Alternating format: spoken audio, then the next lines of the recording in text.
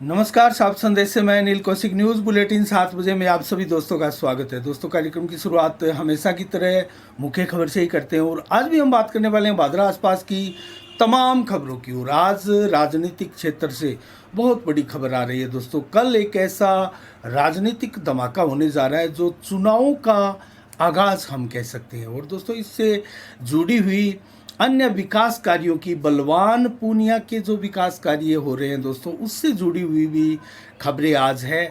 तो तमाम खबरों पर हमारा फोकस रहेगा, विस्तार से समीक्षात्मक तरीके से हम आपको सारी खबरें बताएंगे। शुरुआत करते हैं दोस्तों भादरा आसपास की और देश प्रदेश की भी प्रमुख खबरों की, अपडेट हो या फिर मंडियों के भाव, मौसम के मिजाज की जानकारी। लेकिन शुरुआत करते हैं आज की राजस्थान की एक बड़ी खबर से दोस्तों। करीब आपको याद होगा, 1 महीने पहले राष्ट्रीय राजपूत करणी सेना के सानिध्य में धरना प्रदर्शन आंदोलन, प्रोटेस्ट जो चल रहा था क्षेत्रीय कल्याण बोर्ड के गठन को लेकर, और विभिन्न मंचों पर राष्ट्रीय राजपूत करणी सेना ने ये मांग सदैव बुलंद की।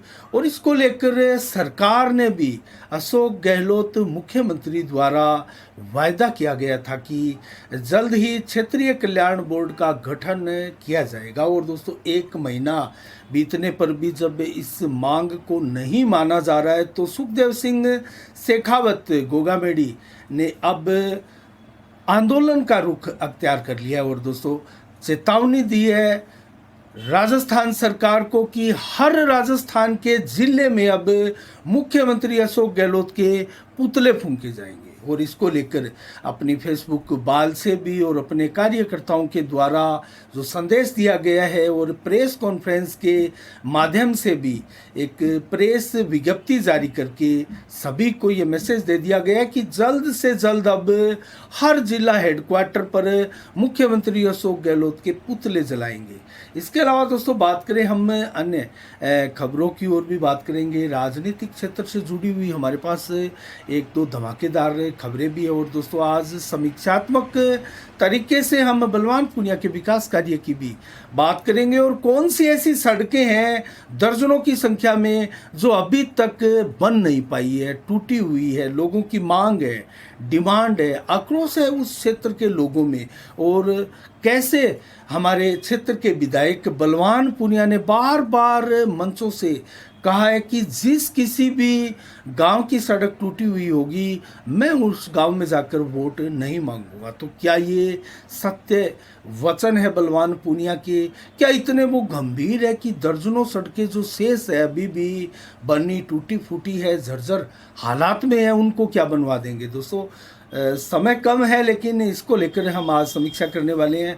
भादरा में दोस्तों एक ऐसा उद्योग स्थापित हुआ है, कूलर उद्योग। आपने सुना होगा, करीब आधा दर्जन से अधिक ऐसे बड़े कूलर उद्योग भादरा क्षेत्र में हैं, जो कि चूरू जिला हो या सीकर जिला हो या झुंझुनू जिला हो, दोस्तों बीकानेर तक भादरा क्षेत्र के कूलर तैयार होकर गाड़ियां भर भर कर जाते हैं। दोस्तों, इतनी बड़ी सेल है भादरा क्षेत्र के कूलर उद्योग के कूलर की।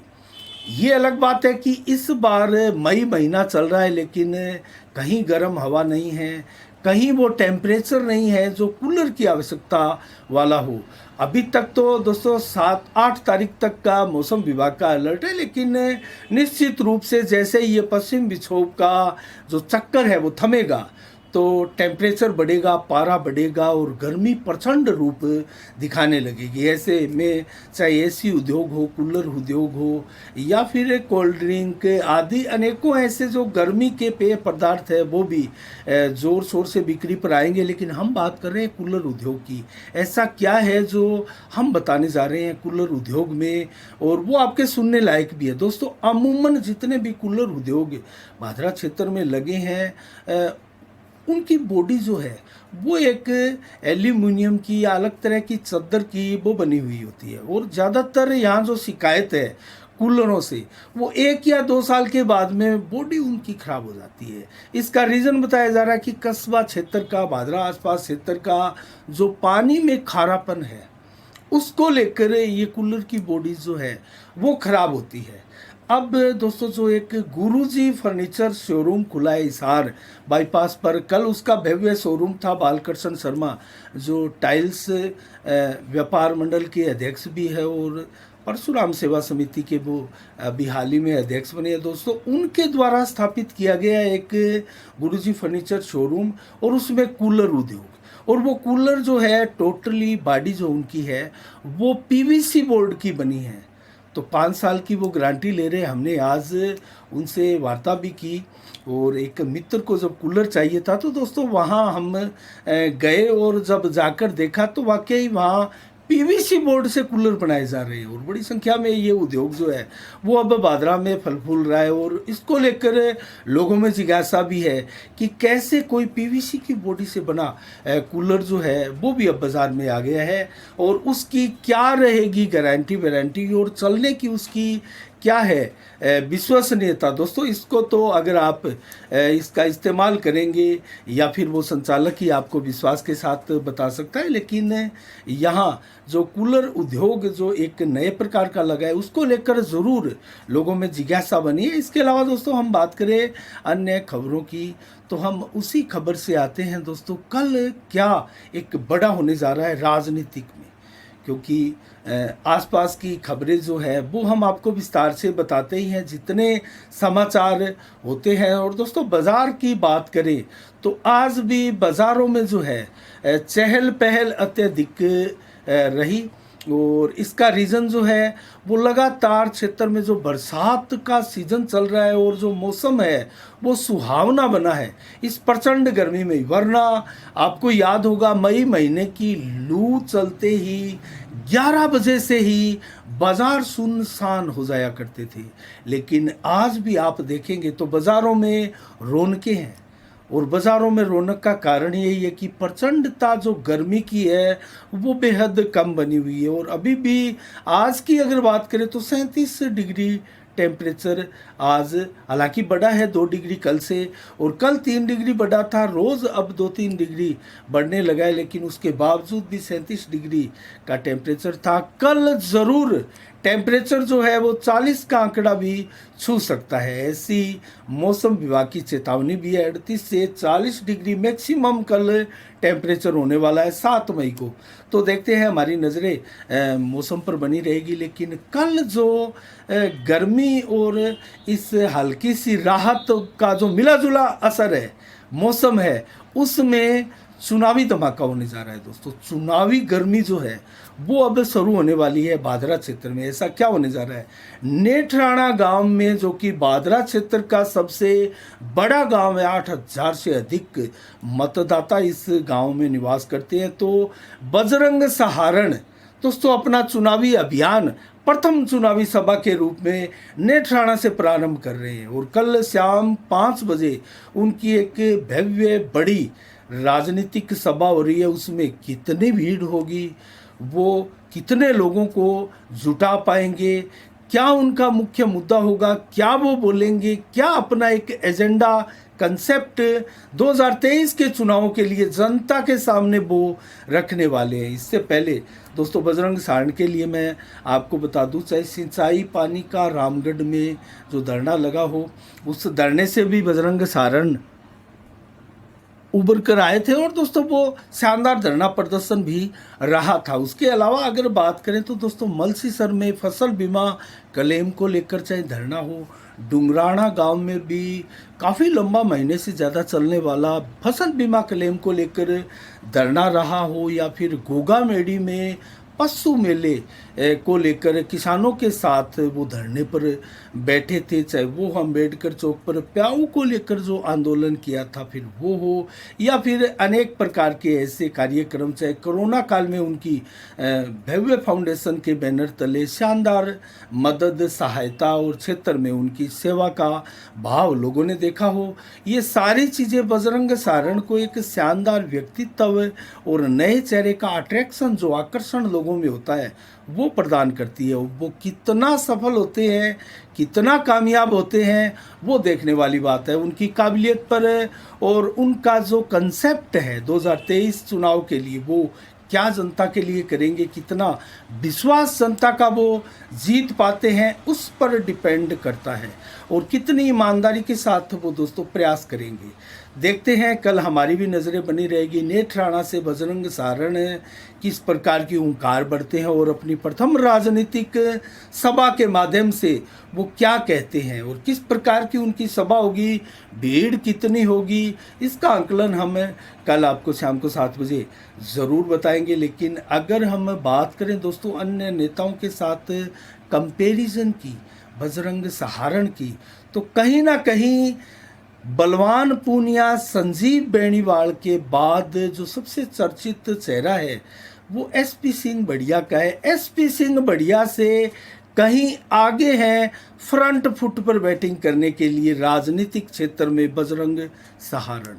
उनको हम अग्रिम पंक्ति में इसलिए एसपी सिंह बढ़िया से मानते हैं कि एसपी सिंह बढ़िया ने अभी अपने पत्ते नहीं खोले, लेकिन बजरंग सारण ने अपने ये पत्ते खोल दिए। वो हर हाल में येन केन प्रकरण चुनाव लड़ेंगे, तो कहीं ना कहीं वो एसपी सिंह से इस मामले में आगे है। और एसपी सिंह ये कहते हुए कहीं नहीं देखे गए कि मैं हर हाल में चुनाव लड़ूंगा या मैं किस पार्टी से चुनाव लड़ूंगा, मैं कांग्रेस से लड़ूंगा, मैं भाजपा से लड़ूंगा, मैं या बसपा से लड़ूंगा, आम आदमी पार्टी से लड़ूंगा, किसी भी पार्टी का नाम नहीं लिया जा रहा है। तो कैसे जो एसपी सिंह का चुनावी अभियान है वो चरम पर पहुंचेगा, कैसे जनता उसको हाथों हाथ लेगी और कैसे जो एक न्यूट्रल जनता होती है दोस्तों, जेलिस की राजनीति आजकल बहुत तेज़ी के साथ बढ़ी है। राजस्थान की भाषा में अगर कहें तो बलद की राजनीति उसको कहते हैं। वो उनके वोट बैंक जो है वो तेज़ी के साथ बढ़े है और वो कहीं कहीं ऐसा विकल्प तलाश करते हैं ऐसे वोटर कि वो आसानी के साथ उस नेता को जो है अपना वोट दे पाए। और बादरा में ये विडंबना है कि नेता इस बार ज़्यादा नहीं है। बेशक बैलेट पेपर में संख्या ज़रूर बहुत ज़्यादा हर बार रहती है, 1 दर्जन से कहीं अधिक जो है बैलेट पेपर बादरा का नहीं रहता है। अगर आप रिकॉर्ड उठाकर देखेंगे तो पिछले चुनाव की बात करें तो 13 का बैलेट पेपर था, तो कहीं ना कहीं 1 दर्जन से ज़्यादा बैलेट पेपर में नेताओं के चेहरे रहते हैं, लेकिन वो चेहरे नहीं होते जिनको जनता, बादरा की जनता खासकर वोट देती है। बादरा की जनता, आपको ध्यान होगा, आपने बैलेट पेपर देखा होगा और उनके वोटों की काउंटिंग की होगी, कितने वोट किस नेता के खाते में आए हैं। तो आपने स्पष्ट रूप से देखा होगा कि मात्र मुख्य टक्कर या फिर तिकोनी टक्कर का एहसास कराने वाले किसी एक आध शख्स को ही वोट मिलते हैं। बाकी नीचे की सूची में जो नाम होते हैं वो नाम मात्र के ही होते हैं। दोस्तों, बड़े बड़े चेहरों ने अब तक दाव खेला है। पीपी सिंह का बहुत बड़ा नाम था 2003 में, मात्र 14,000 वोट लिए। बेशक उन्होंने अपने ही घर का बिमला डूडी का अभियान जो रोक दिया था, डॉक्टर सुरेश चौधरी उस समय विजयी हुए थे। उसके बाद में भी आपने देखा होगा, अगर बात करें हम बड़े बड़े चेहरों की तो प्रेम पूनिया बहुत बड़े चेहरा के रूप में हैं। और इसके अलावा खोत साहब आपने देखा होगा, बहुत बड़ा नाम था, स्वर्गवासी हो चुके हैं प्रताप खोत। लेकिन 1200-1400 सूर्य प्रकाश जोशी कभी चुनाव नहीं लड़े, लड़ा 1600 वोट। तो दोस्तों, आपने देखा बड़े बड़े चेहरे जो है उनको भी नकार देती है जनता। प्रमुख जो कैंडिडेट होता है, जो टक्कर में होता है, जिसको जीतने लायक वोट मिलने की संभावनाएं होती है, और जो कांग्रेस भाजपा टिकटों के नज़दीक होता है, और आजकल माकपा का भी एक वोट बैंक बादरा क्षेत्र में बन गया है। तो ये 3 जो पार्टियां हैं उनके ही उम्मीदवार जो है प्रमुख रहते हैं। लेकिन इस बार बजरंग सहारण भी निर्दलीय के रूप में अपनी किस्मत आजमा सकते हैं। वो संभवतः कांग्रेस की टिकट की दौड़ में भी उनका नाम गिना जाता है। तो देखते हैं वो कौन सी टिकट लेकर आते हैं। लेकिन संजीव बेनीवाल, बलवान पूनिया और तीसरा अगर चुनाव लड़ने वाला कुछ स्ट्रॉन्ग, सशक्त, मजबूत या गंभीर उम्मीदवार अगर हम माने तो वो बजरंग सहारण है। इसके अलावा दोस्तों कोई गंभीर चेहरा नहीं है। बसपा से भी कोई बड़ा चेहरा आएगा, इसमें निश्चित रूप से कोई संदेह नहीं है। और महंत रूपनाथ ने बसपा की टिकट से पीछे चुनाव लड़ा था, आपको याद होगा, लेकिन वो भी अपने इरादे तो स्पष्ट कर चुके हैं कि वो चुनाव इस बार भी लड़ेंगे भादरा विधानसभा क्षेत्र से, लेकिन बड़ी टिकट की बात कर रहे हैं, वो बड़ी टिकट से चुनाव लड़ेंगे। वो बसपा के नाम से हमने भी पूछा था महंत रूपनाथ जी से, तो उन्होंने ये कहा कि कुछ बड़ा करेंगे, बड़ी टिकट से चुनाव लड़ेंगे। तो वो बड़ी टिकट कौन सी है? क्या कांग्रेस की है, क्या बीजेपी की है, या फिर वो क्या आम आदमी पार्टी की टिकट को बड़ा मानते हैं? वो किस टिकट से चुनाव लड़ेंगे दोस्तों, ये देखने वाली बात है। तो ये भी कम से कम महंत जी ने भी अपने पत्ते यहाँ नहीं खोले हैं। बात करें आरएलपी की, तो आरएलपी ने भी अभी अपने कोई पत्ते नहीं खोले हैं, और कार्तिकेय डूडी है वो दावा करते हैं कि आरएलपी की टिकट जो है वो लेकर आएंगे। इसके अलावा बात करें समता समाज पार्टी, मुकेश चोपड़ा भी अपनी किस्मत आजमाने को आतुर है। आपको याद होगा जब पीछे भीम आर्मी की समता समाज पार्टी की एक बड़ी बैठक आयोजित की गई थी वीडीएस प्लेस में, उसमें चंद्रशेखर जो कि पार्टी के प्रमुख हैं वो आए थे, और एक अभियान को गति भी मिली थी। वहाँ मुख्य जो चेहरा था वो दोस्तों कहीं ना कहीं मलखेड़ा के मुकेश चोपड़ा का है, जो पंचायत समिति सदस्य भी है। तो कुल मिला के देखा जाए तो ये भी मैदान में आ सकते हैं, लेकिन बहुत ज़्यादा धीर गंभीर चेहरा क्षेत्र के लिए हम नहीं मान सकते, क्योंकि भाजपा कांग्रेस और माकपा टिकटें बड़ी टिकटें हैं, और माकपा तभी तक बड़ी पार्टी और बड़ा चेहरा माना जा सकता है जब तक बलवान पूनिया माकपा का दामन थामे हुए। उसके बाद में अगर माकपा की बात करें, जैसे आप बसपा की अगर बात करें, तो सुखदेव सिंह शेखावत ने सर्वाधिक 33,000 वोट बसपा की टिकट से लिए। उसके बाद में बसपा की टिकट पर कोई 20,000 का आंकड़ा भी नहीं छू पाया। तो अब अगर कोई हल्के चेहरों को टिकट दी जाती है तो बसपा 10,000 से नीचे भी ले सकती है। तो ये हाल है दोस्तों पार्टियों का। लेकिन कांग्रेस, भाजपा, माकपा, ये तीन टिकटों के जो दावेदार है, उम्मीदवार है, वो निश्चित रूप से बड़े होंगे। और अगर कैंडिडेट के नाम लूँ, मैं सीधे नेताओं के नाम लूँ, तो संजीव बेनीवाल, बलवान पूनिया और बजरंग सारण। बलवान पूनिया तो संभवतया हो सकता है माकपा की टिकट से ही लड़े, हो सकता है कोई कांग्रेस की टिकट का करिश्मा भी हो जाए, लेकिन संजीव बेनीवाल के लिए भी कुछ नहीं कह सकते, लेकिन वो चुनाव लड़ेंगे। बलवान पूनिया चुनाव लड़ेंगे। और अगर बात करें बजरंग सारण की, तो वो चुनाव लड़ेंगे। एसपी सिंह चुनाव लड़ेंगे या नहीं लड़ेंगे, पत्ते नहीं खोले हैं। जयदीप टूडी टिकट मिली तो चुनाव लड़ेंगे, अन्यथा वो चुनाव नहीं लड़ेंगे। तो इसके अलावा विकल्प बड़ा भादरा क्षेत्रवासियों के लिए क्या है? इससे बड़ा कोई विकल्प नहीं है। अन्य ऐसे नेता हैं जिनकी चर्चाएं चलती है, लेकिन वो नेता कहीं भी इसकी पुष्टि नहीं करते। जैसे कि आप मेरा से समझ गए होंगे, मीनू बेनीवाल बहुत बड़ा चेहरा है दोस्तों। भादरा क्षेत्र में भी उन्होंने अच्छा खासा सहयोग दिया है, दान पुण्य किया है। नेठाणा गौशाला की बात करें या अन्य क्षेत्र की कई जगह बात करें, लेकिन उन्होंने अपने पत्ते नहीं खोले। इसके अलावा भी कई नाम और भी हैं, दबे स्वर दबी जुबान से उनके नाम लिए जा रहे हैं, लेकिन राजनीति में अभी 5-7 महीने का समय है। सरकार का आचार संहिता भी इन समय में लग जाएगी। ऐसे में क्या जनता के बीच में आकर अपना कंसेप्ट क्लियर करना और जनता के साथ एक सामंजस्य बिठाना, जनता को विश्वास में लेना, उनके साथ जो अभियान है दोस्तों, चाहे वो गांव में हो, ढाणियों में हो, शहर की गलियों में हो, एक जन संपर्क अभियान के तहत उसके साथ एक तार बिठाना, एक फ्रीक्वेंसी जो है जनता की और नेता की, वो फ्रीक्वेंसी का आदान प्रदान करना, तो वो बहुत ज़रूरी है। तो वो कैसे होगा जब आप निश्चित समय के साथ चुनावी मैदान में नहीं आते? तो फिर जनता आपको कैसे हाथों हाथ लेगी, जनता कैसे आपको गंभीरता से लेगी? और जो नेता बलवान पूनिया की मैं बात करूंगा दोस्तों, इस अवसर पर 15-20 सालों का ज़बरदस्त संघर्ष था, तब जाकर बलवान पूनिया क्षेत्र के विधायक बने हैं।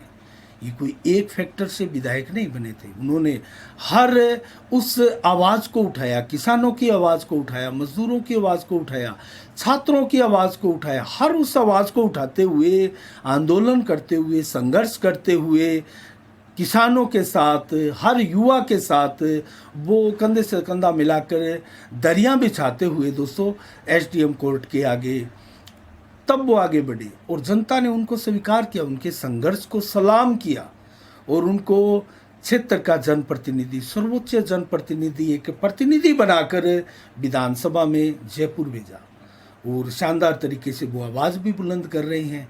लेकिन ये सोशल मीडिया का समय है दोस्तों, सोशल मीडिया का समय है और इतना अत्यधिक 4-5 साल में सोशल मीडिया तेजी के साथ उभरा है कि बलवान पूनिया का एक एक विकास आपको सोशल मीडिया के थ्रू आपने देखा होगा। और यही कारण है कि बलवान पूनिया का विकास हमें बहुत अच्छा और शानदार तरीके से दिखाई देता है। और बलवान पूनिया की अगर विकास कार्य की कोई कमियां हैं तो उसकी आलोचना भी तेज़ी के साथ सोशल मीडिया पर आपने देखी होगी। आज भी मैं बताऊं तो गोगामेडी ढीलकी की जो सड़क है वो वायरल हो रही है, क्योंकि उनके वो टूट चुकी है, वो टूटने लगी है, एक बरसात भी नहीं झेलने पाई है दोस्तों। कम से कम नई सड़कें बनी हैं, एक योजना 5 साल तो चले। और उससे पहले अगर बात करें तो बादरा छानी झांसल का सड़क मार्ग, मुझे व्यक्तिगत तौर पर मैंने उसकी कवरेज की थी, मुझे शानदार लगा था, लेकिन वो भी टूटने लगा है, उसके नीचे से कंक्रीट निकलने लगी है, उसकी भी फोटो तेजी के साथ वायरल हो रही है। तो ये सोशल मीडिया का युग है। और सोशल मीडिया के इससे पहले कि अगर मैं आपको बताऊं तो शुरुआती उनका विकास कार्य था, शुरुआती सड़क थी जो कि नोपरा अनूप शहर से चौबारा की थी, वो सड़कें बिल्कुल जर्जर होकर टूट चुकी है दोस्तों, उसकी हालत बहुत ख़राब हो गई, वो भी बलवान पूनिया के कार्यकाल में बनी। तो सोशल मीडिया का समय है, आपको विकास कार्य भी यहाँ दिखाई देंगे और आपको आलोचनाएं भी झेलनी पड़ेगी। अगर आप नकारापन दिखाते हैं, विकास कार्यों में भ्रष्टाचार होता है, निर्माण कार्यों का घटियापन उजागर होता है, तो वो भी आपको झेलना पड़ेगा। इन दोनों ही स्थितियों के लिए आपको तैयार रहना पड़ेगा दोस्तों। मैं एक छोटा सा एग्जाम्पल आपको दूंगा विकास कार्यों का। 2013 का संजीव बेनीवाल का कार्यकाल था विकास की दृष्टि से। वसुंधरा का राजस्थान में कार्यकाल भी कहीं कोई गलत नहीं माना गया, उसको अच्छा विकास कार्य माना गया, लेकिन जनता ने उनको नकार दिया। एक जो कैंपेन थी वसुंधरा नहीं चाहिए, और वो कैंपेन कहीं ना कहीं बहुत शानदार तरीके से आगे बढ़ी। और इसका जीता जागता सबूत यही है कि बहुमत ना कांग्रेस का आया था, 99 सीट आई थी, आपको याद होगा, और 73 सीटें आई थी भारतीय जनता पार्टी की। तो भारतीय जनता पार्टी के वसुंधरा के नेतृत्व को नकारा था उस समय, और उसी की भेंट चढ़े थे बहुत से नेता जहां विकास कार्य हुआ। अगर संजीव बेनीवाल की बात करें तो दोस्तों उन्होंने विधानसभा में बहुत शानदार तरीके से मुखर होकर आवाज़ उठाई। 462 सवाल इस क्षेत्र के विधानसभा में पूछे, जो कि एक जिले में रिकॉर्ड था, और वो रिकॉर्ड आज भी इस 4.5 वर्ष के कार्यकाल में बलवान पूनिया भी नहीं तोड़ पाए। इसका रीज़न ये है कि वो जो कार्यकाल था उस समय सोशल मीडिया इतना इफेक्टिव नहीं था जब संजीव बेनीवाल का कार्यकाल था, लेकिन बलवान पूनिया का कार्यकाल चला है। तो बादरा से ही अगर आप लेंगे तो जो सोशल मीडिया चैनल है उनकी बाढ़ आई हुई है, और वो 5 साल पहले कोई नहीं था। तो कितना अंतर आया है। आज एक एक खबर आप, हमारा भी 2.5 साल से करीब आप देख रहे हैं, 7 बजे का बुलेटिन जो है वो फिक्स है, और हम 7 बजे आपको बादरा आसपास की तमाम खबरें लेकर आपके सामने आते हैं। और कोई भी समाचार हम छोड़ना नहीं चाहते, भूलवश छूट जाता है तो अगले दिन उसकी चर्चा हम ज़रूर करते हैं, अगर वो अहम समाचार है, आपके जानने योग्य समाचार है तो कुल मिला के दोस्तों सोशल मीडिया का समय है, और सोशल मीडिया पर आप अच्छा काम करेंगे तो उसकी भी आपको वाहवाही मिलेगी, और बहुत शानदार प्लेटफार्म है। लेकिन अगर आपके काम में कोई घटियापन होगा, निर्माण कार्य अच्छा नहीं होगा, तो उसकी भी आपको आलोचना झेलनी पड़ेगी, उसके लिए आप तैयार रहना होगा आपको। तो कुल मिला के दोनों ही पक्ष हमने आपको सोशल मीडिया के फायदे और नुकसान वाले बताए, और 462 जो सवाल उठाए थे संजीव बेनीवाल ने, कहीं कोई उसकी चर्चा नहीं है दोस्तों।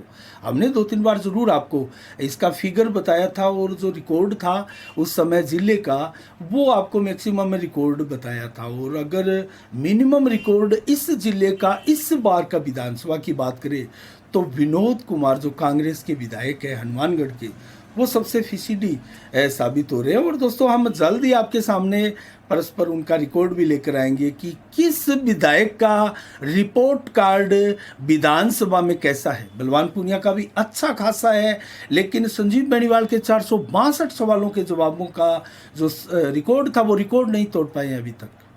तो ये भी उनको जो जितना समय अब बचा है, कितने दिन और ये जो विधानसभा की कार्रवाई है वो चल सकती है, क्या उनमें वो ज़्यादा से ज़्यादा मैक्सिमम सवाल पूछ सकते हैं, उनके लिए अवसर रहेगा। दोस्तों हम उनको बार बार याद भी दिला रहे हैं, किसी की रिकॉर्ड जो होते हैं वो टूटने के लिए ही होते हैं। दोस्तों आज सचिन तेंदुलकर के पास शतकों का रिकॉर्ड है, शतकों का शतक, सबसे ज़्यादा रनों का रिकॉर्ड और सबसे ज़्यादा शतकों का रिकॉर्ड, सबसे ज़्यादा मैच खेलने का रिकॉर्ड, सबसे ज़्यादा लंबी अवधि में खेलने का रिकॉर्ड, तो ये भी तोड़ने के कगार पर पहुंचे आज विराट कोहली है। बहुत तेज़ी के साथ आज आगे बढ़ रहे हैं, 70 से अधिक शतक, सेंचुरी उनकी भी हो गई है। तो हो सकता है वो शतकों का शतक लगाकर सचिन तेंदुलकर के रिकॉर्ड तोड़ दे। इसी प्रकार से हो सकता है ये संजीव बेनीवाल का भी गत विधानसभा का जो रिकॉर्ड था वो बलवान पूनिया तोड़ पाए, और आगे आने वाली विधानसभा में जो नया विधायक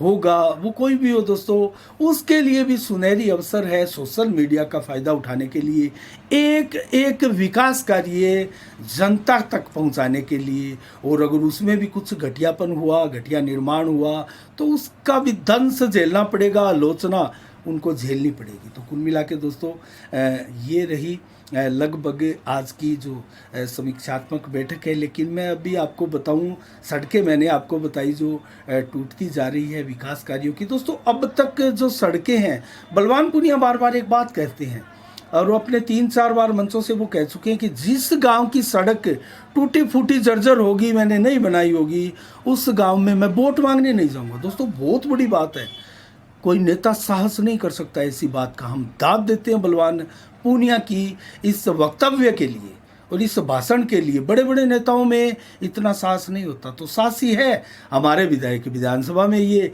बार बार उन्होंने दर्शाया भी है और इसको लेकर डंके की चोट पर वो बोलते भी रहे। हर उस नेता को उन्होंने एक प्रकार से धमकियाँ भी दी है, लताड़ा भी है और आवाज़ अपनी बुलंद की है, क्षेत्र की आवाज़ बुलंद की है। लेकिन मैं जल्दी से आपको बताऊं तो वो सड़कें अभी तक इंतज़ार कर रही है, बाट जो रही है बलवान पूनिया के विकास का और बलवान पूनिया की उस संकल्प शक्ति का, जिसके दम पर इतना बड़ा वो दम भरते हैं भाषण देने का, एक कमिटमेंट करने का। किराड़ा बड़ा से रामसरा की 4 किलोमीटर सड़क दोस्तों अभी तक नहीं बनी है। किराड़ा बड़ा से चौबारा हो या रामसरा हो, किराड़ा बड़ा से जिज्ञाश्री छोटी की सड़क हो, या फिर दोस्तों डुंगराना से कलाना का 4 किलोमीटर का हो, मुंसरी अड्डा से सरदार गडिया हो, सरदार गडिया से बरवाना हो, धौलपालिया से डाणी खोखरान ठाकरान हो, अमरपुरा से बोलावास की सड़क हो, डाबड़ी से सेरडा जो कि 1 वर्ष पहले ही टूट फूट भी हो चुकी है दोस्तों,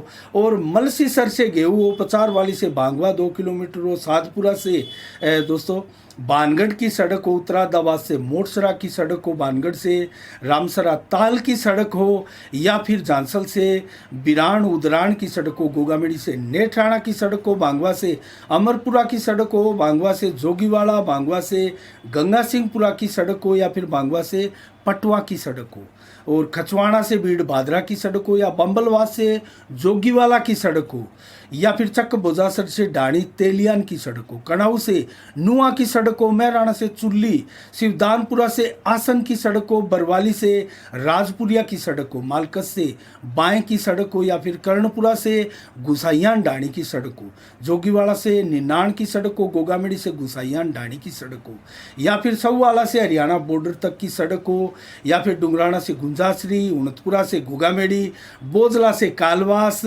या फिर जनाना से चूली, अमरपुरा से गड्डी छानी, कलाना से किराड़ा, हमने पहले बताई दी, किराड़ा से पालड़ी हो, पालड़ी से भाडी हो, और फिर रामगढ़ से बरवाली हो, बरवाली से राजपुरिया हो, या फिर भोलावास से अमरपुरा की सड़क हो, किराड़ा छोटा से चौबारा की हो, और रामगढ़ से जमाल बॉर्डर तक की सड़क हो, या फिर नुआ से कणाऊ लाइला से सिराटाडा की सड़क हो, या फिर बम्पर बड़ी सड़क जिसकी चर्चा लगभग लगातार चलती रहती है, बादरा से राजगढ़ की सड़क हो, सिद्धमुख मार्ग की सड़क हो। ये सड़कें अभी बननी बाकी हैं। क्या बलवान पूनिया, मैंने जो सूची पढ़कर सुनाई है उनमें से दर्जन से अधिक सड़कें उनकी लिस्ट में, उनकी सूची में, और जो बननी है, ये भी मैं आपको खुशी की बात बताऊं तो इन दर्जनों सड़कों से लगभग, जिनकी संख्या 50 से ऊपर है, उन सड़कों से कुछ सड़कें बनने वाली है।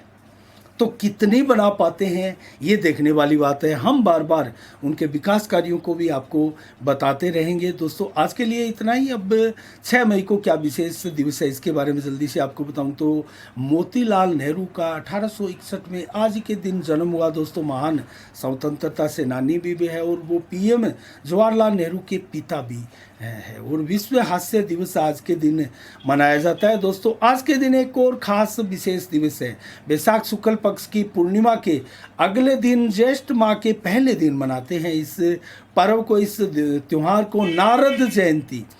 दोस्तों ब्रह्मा जी के मानस पुत्र कहलाते हैं नारद जी, विष्णु के परम भक्त भी ये कहलाते हैं और ब्रह्मांड के प्रथम और सबसे बड़े संदेश वाहक भी हम इनको मानते हैं। कठोर तपस्या से ब्रह्म ऋषि की उपाधि उन्होंने पाई थी। उनका आज के दिन जन्म दिवस है और उनको हम मीडिया क्षेत्र के लोग उनको प्रथम पत्रकार के रूप में भी जानते हैं और गणेश जी महाराज को भी प्रथम पत्रकार के रूप में जानते हैं। लेकिन ब्रह्मा जी को जो पत्रकारिता का ही संदेश वाहक का ही एक काम, वो सदैव इस लोक से उस लोक, उस देव से उस देव तक उनकी बातें जो है वो पहुंचाने वाले थे। तो दोस्तों जल्द से अब मंडियों के भाव नोट से शुरू करते हैं। गेहूं 2060, गुआर के भाव 5540, चना 4900, अरंडी के भाव 6090, तारा मीरा 5225, मोट के भाव 6690 रुपये प्रति क्विंटल।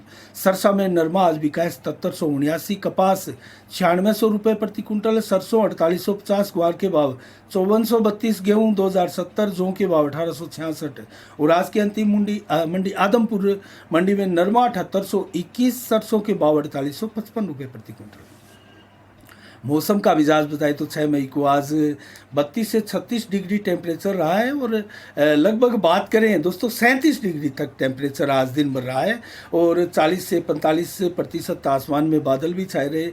अच्छी बरसात हुई आज सुबह 8 से 9 बजे, 9:30 बजे तक पूरे आसमान में बादल छाए हुए थे। जमकर बरसे बादरा में बदरा, उसके बाद में तेज़ धूप भी निकली और 32 से 36 डिग्री टेम्परेचर। देर शाम को अचानक टेम्परेचर भी बढ़ा और 14 से 25 किलोमीटर की रफ्तार से हवाएं भी चली और लगभग बादल भी आसमान में कुछ देर शाम के बाद 10-20% और ज़्यादा बढ़े, 50 से 60% बादल बढ़े। 7 मई को 27 से 37 डिग्री टेम्परेचर दिन में और दोपहर को मैक्सिमम 38 से 40 डिग्री टेम्परेचर रहने वाला है।